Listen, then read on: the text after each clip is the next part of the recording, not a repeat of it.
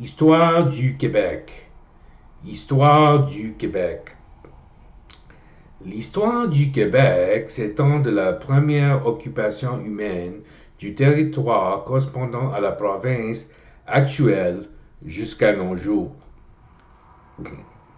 Les traces les plus anciennes de peuplement sur le territoire du Québec remontent à la fin de la dernière période glaciaire, il y a environ 10 000 ans.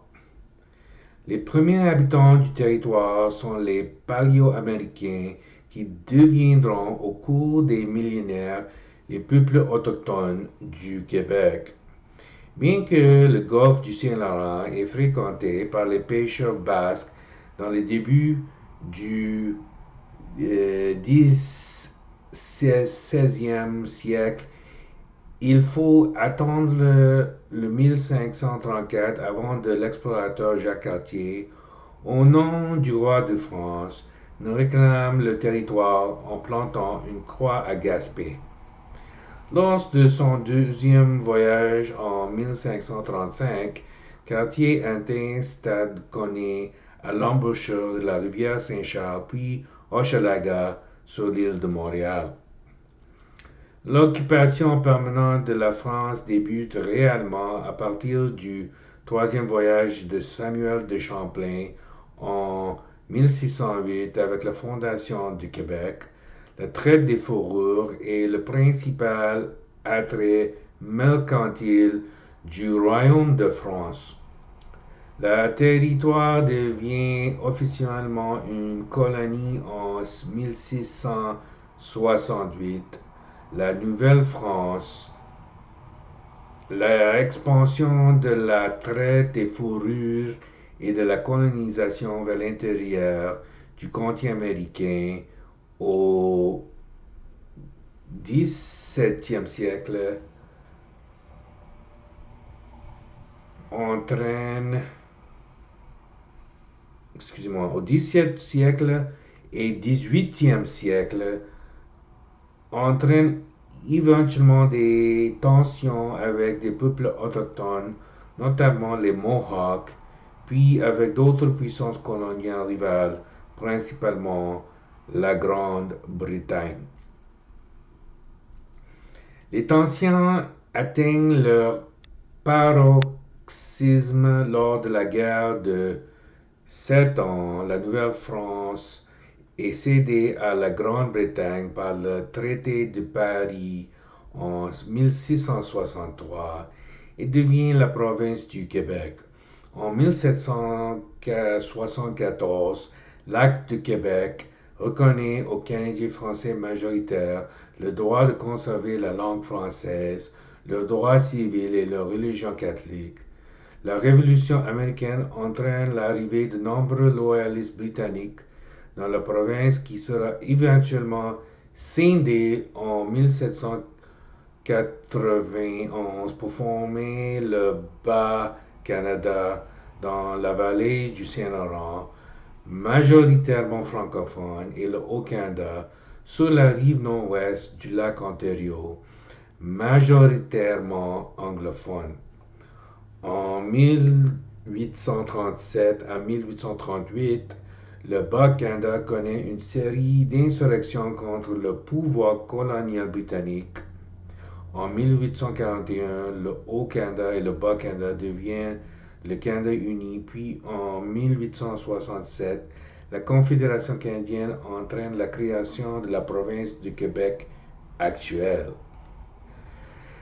L'industrialisation du Québec qui débute au cours du 19e siècle entraîne un exode rural et la croissance rapide de Montréal et du Québec.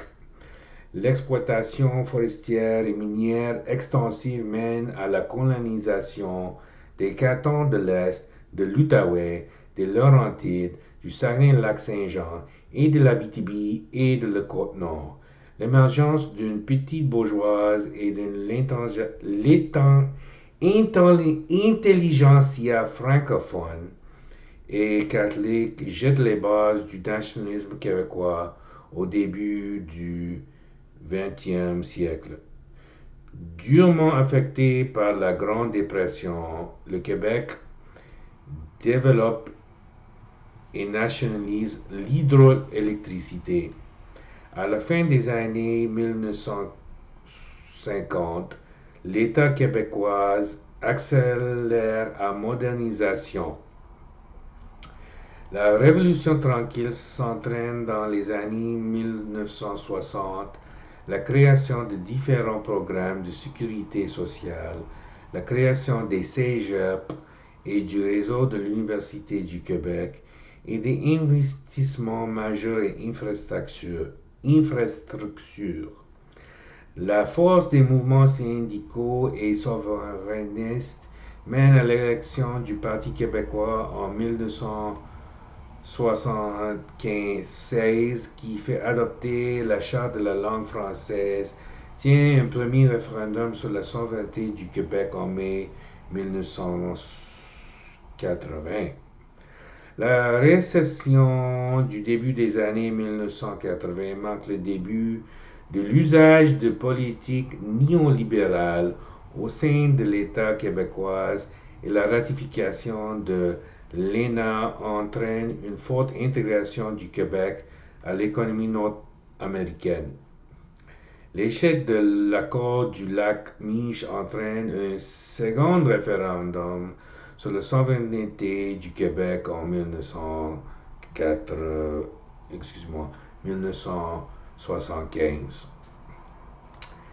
Les années 2000 voient le développement des industries de l'aéronautique et du jeu vidéo.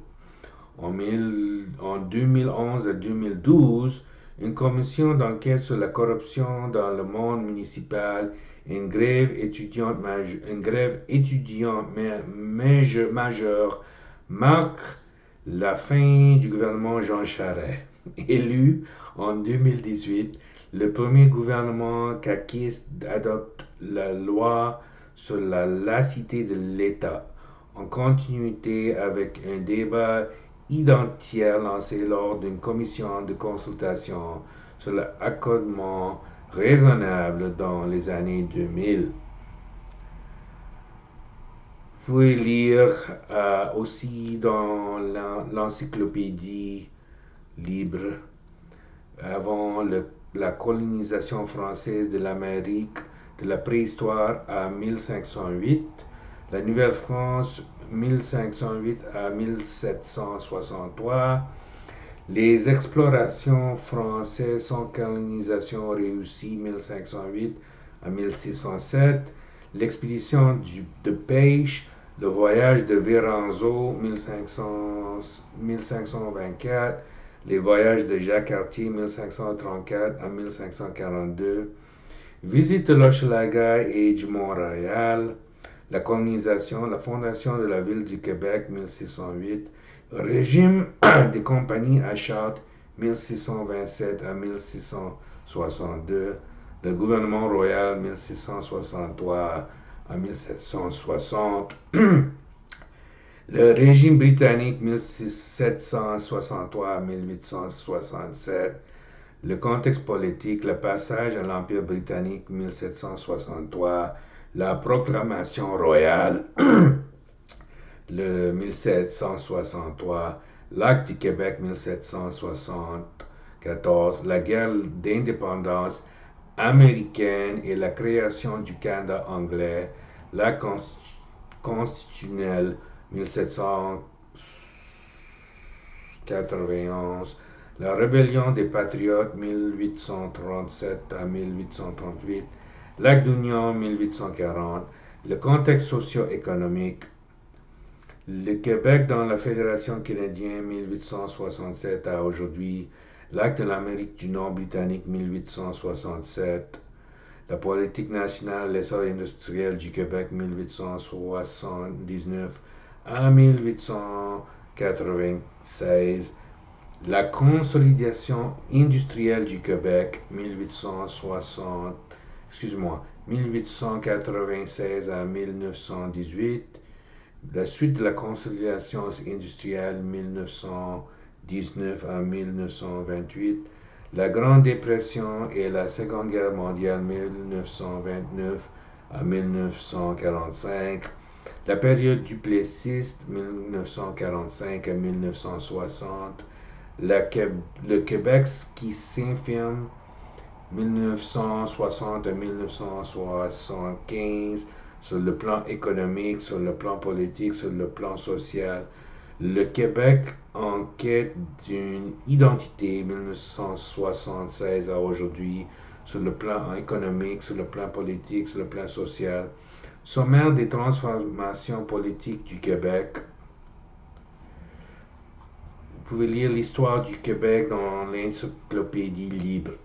L'histoire du Québec, histoire du Québec, histoire du Québec.